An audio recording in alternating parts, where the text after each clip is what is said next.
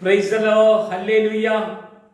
ക്രിസ്തുവിലുള്ള അനുഗ്രഹങ്ങൾ നമുക്ക് അനുഗ്രഹിച്ച് അത് അനുഭവിച്ച് അത് ആസ്വദിച്ച് കർത്താവിനോട് കൂടെ കടന്നു പോകാനുള്ള വിളിയ കർത്താവ് നമുക്ക് നൽകിയിരിക്കുന്നത്.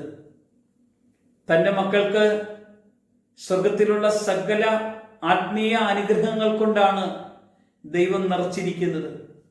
ഒന്നിനും ഒരു കുറവ് വരുത്താതെയാണ് നമ്മെ ഓരോരുത്തരെയും ദൈവം തൻ്റെ കൃപയാൽ പരിപാലിക്കുന്നത്.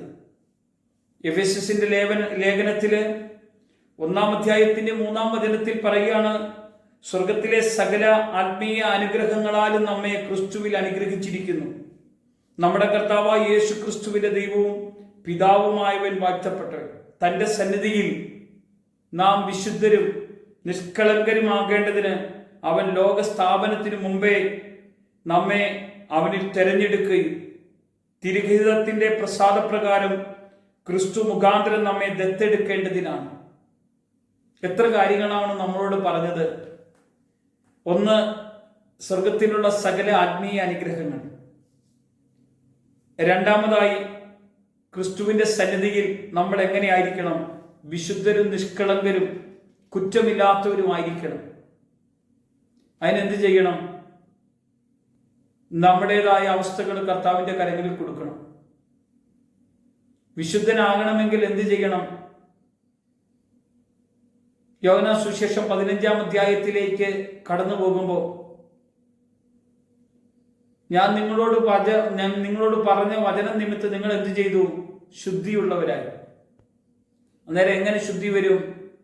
കർത്താവ് പറഞ്ഞ വചനത്താൽ നമ്മൾ ശുദ്ധരാക്കപ്പെടും. കളങ്കമില്ലാത്തവർ നിഷ്കളങ്കരാകുവാൻ തക്കവണ്ണം നമ്മളെ അവന്റെ രക്തത്താലാണ് കഴുകിയത്, നമുക്ക് വിടുതൽ തന്നത്, നമുക്ക് അനുഗ്രഹം തന്നത്, നമ്മെ പരിപാലിച്ചത്. പ്രിയമുള്ളവരെ, എത്ര വലിയ സ്നേഹമാണ് കർത്താവ് നമ്മോട് കാട്ടിയത്. ലോകത്തിൽ ആരും കാട്ടാത്ത ഒരു സ്നേഹമല്ലേ നമ്മളോട് കാണിച്ചത്.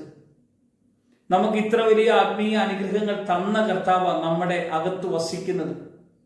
യേശു പറയാണ്, ഞാൻ നിങ്ങളുടെ അകത്ത് വസിക്കുന്നു, നിങ്ങൾ എന്നെ ഒന്ന് അറിഞ്ഞേ, എന്നെ ഒന്ന് അനുഭവിച്ചേ. സ്വർഗത്തിലെ സകലതും നിങ്ങൾക്കായിട്ടല്ലേ ഞാൻ ഒരുക്കിയിരിക്കുന്നത്. അതുകൊണ്ടാണ് കർത്താവ് പറഞ്ഞത്, നമ്മെ അവനിൽ തെരഞ്ഞെടുക്കുക തിരുഹിതത്തിന്റെ പ്രസാദപ്രകാരം ക്രിസ്തു മുഖാന്തരം നമ്മെ ദത്തെടുക്കേണ്ടതിന് ദൈവം തനിക്ക് പ്രിയനായവനിൽ നമുക്ക് സൗജന്യമായി നൽകിയ തന്റെ കൃപാമഹത്വത്തിന്റെ പുകഴ്ചയ്ക്കായി സ്നേഹത്തിൽ നമ്മെ മുൻ നിയമിക്കുകയും ചെയ്തുവല്ലോ. നമ്മളെ മുൻ നിയമിച്ചു, തെരഞ്ഞെടുത്തു, വേർതിരിച്ചു, നമ്മെ കർത്താവിനായി മാറ്റി, നമ്മെ ദൈവം ഒരുക്കി നിർത്തിയിരിക്കുക. ഈ സ്വർഗീയ അനുഗ്രഹങ്ങൾ കിട്ടിയത് എന്ത് ചെയ്യണം? പ്രിയമുള്ളവരെ, അത് മറ്റുള്ളവർക്ക് പകർന്നു കൊടുക്കണം. ശമരിയക്കാരി എന്ന സ്ത്രീ യേശു യാക്കോബിന്റെ കിണറ്റിൻകരയിൽ ഇരിക്കുമ്പോഴാണ് കടന്നു ചെല്ലുന്നത്. ആ സ്ത്രീ കടന്നു വരുമ്പോൾ യഹൂദനായ ഒരാൾ അവിടെ നിൽക്കുന്നു. യഹൂദരും ശമരിയക്കാരും തമ്മിൽ യാതൊരു സമ്പർക്കവുമില്ലാത്ത സമയം. എന്നാൽ ആ സ്ത്രീ വരുന്നത് നോക്കിയാണ് യേശു ഇരുന്നത്. സ്ത്രീക്കറിയില്ല. ആ സ്ത്രീയുടെ ജീവിതം പാപം നിറഞ്ഞതും ഈ ലോകത്തിന്റെ ദാഹമുള്ളവളായിരുന്നു. യേശു അവളോട് പറഞ്ഞു, എനിക്ക് കുടിക്കാൻ തരിക. നീ കുടിക്കുന്ന വെള്ളം കുടിച്ചാൽ വീണ്ടും ദാഹിക്കും. ഞാൻ തരുന്ന വെള്ളം കുടിച്ചാൽ നിനക്കിനി ഒരിക്കലും ദാഹിക്കില്ല.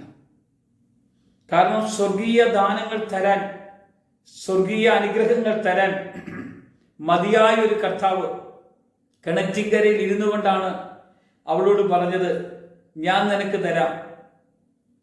ഞാൻ ആരാണെന്ന് നീ ഒന്ന് അറിഞ്ഞായിരുന്നെങ്കിൽ, നിന്നോട് സംസാരിക്കുന്ന ആരാണെന്ന് നീ അറിഞ്ഞായിരുന്നെങ്കിൽ നീ അവനോട് ചോദിക്കുകയും അവൻ നിന്റെ ദാഹം തീർക്കുകയും ചെയ്യുമായിരുന്നില്ലേ?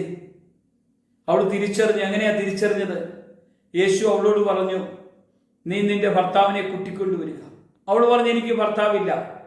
അപ്പോഴാണ് യേശു പറഞ്ഞത്, നിനക്ക് 5 ഭർത്താക്കന്മാരുണ്ടായിരുന്നു, ഇപ്പൊ ഉള്ളത് നിന്റെ ഭർത്താവല്ല.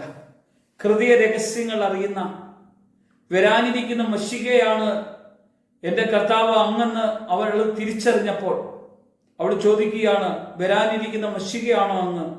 ഞാൻ തന്നെ. കണ്ടോ, യേശുവിനെ അവൾ കണ്ടു, യേശുവിൽ നിന്ന് അവൾ പ്രാപിച്ചു. അവൾ അടങ്ങിയിരുന്നില്ല. ഈ സ്വർഗീയ അനുഗ്രഹങ്ങളെ മറ്റുള്ളവർക്ക് കൊടുക്കാൻ വേണ്ടി അവൾ പറഞ്ഞു, ഇതാ ആ കിണറ്റിൻകരയിൽ വരാനിരിക്കുന്ന മശികായെ ഞാൻ കണ്ടു, നിങ്ങൾ പോയി കാണാൻ. ഈ അനുഗ്രഹങ്ങൾ കിട്ടി വീട്ടിലിരിക്കാനല്ല, യേശുവിൻ്റെ നാമം മറ്റുള്ളവരെ അറിയിക്കാനുള്ള ഒരു ശബ്ദം നമ്മുടെ കാതുകളിൽ വെളിപ്പെടുമ്പോൾ നമ്മൾ മറ്റുള്ളവരോട് പറയണം, ഞാൻ അനുഭവിച്ച സ്നേഹം, ഞാൻ അനുഭവിച്ച സൗഖ്യം, ഞാൻ അനുഭവിച്ച വിടുതൽ, ഞാൻ അനുഭവിച്ച പ്രവൃത്തി, ഞാൻ അനുഭവിച്ച കർത്താവിൻ്റെ മഹത്വം നിങ്ങളും അനുഭവിക്കാൻ വേണ്ടി, കടന്നു വരാൻ വേണ്ടി ആഹ്വാനം ചെയ്യാനുള്ള ഒരു വിളിയാ ദൈവം തന്നത്. പോകാൻ പറ്റുമെങ്കിൽ നിങ്ങളും അനുഗ്രഹീതരാകും. യേശു നിങ്ങളെല്ലാവരുടെ മേലും പ്രവർത്തിക്കട്ടെ. യേശുവിൻ്റെ നാമത്തിൽ തന്നെ ആമേൻ.